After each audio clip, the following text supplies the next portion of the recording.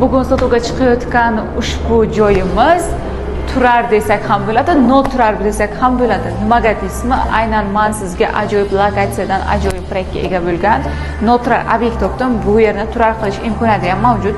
Manzilimiz, bu yoq tarafimiz Media Park, bu yoq tarafimiz esa ko'rib o'tirganingizdek yangi qurilayotgan turistik zonani ikkinchi qavatdan ajoyib proyektga ega bo'lgan joy topib qo'ydim. Keling, men sizga proyekt bilan tanishtirib o'taman. Bu yoq qismimiz pod'ezd qismidan kiraverish eshigi.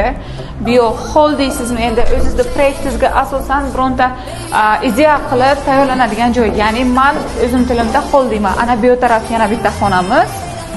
Bu yerda bitta xona va alohida sanuzul uchun joy qo'yilgan. Endilikda ikkinchi tomonga o'tamiz.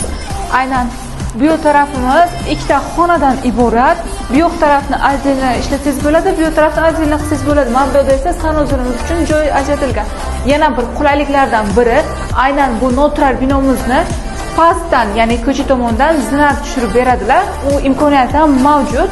Xo'sh, keling, agar turar qilib olgan taqdiringizda 4 ta xonadan iborat bo'lgan gazdan muammosi bo'lmaydigan joyga aylanadi. Ko'rib turganingizdek, gaz liniyalari ham tushirilgan. Endilikda 3-xonamizga o'tamiz. 3-xonamiz ham keng va yorug'. Ko'rib turganingizdek, yana bitta sanuzul uchun joy ajratilgan. Buni buzib keng xonaga aylantirish imkoniyati ham bor.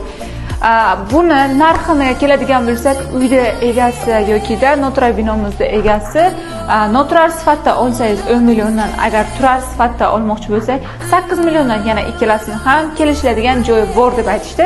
Kimga ma'lumot qiziq bo'layotgan bo'lsa, pastdagi raqamlarga qo'ng'iroq qiling. Shaxsan o'zim to'liq ma'lumot berib o'taman.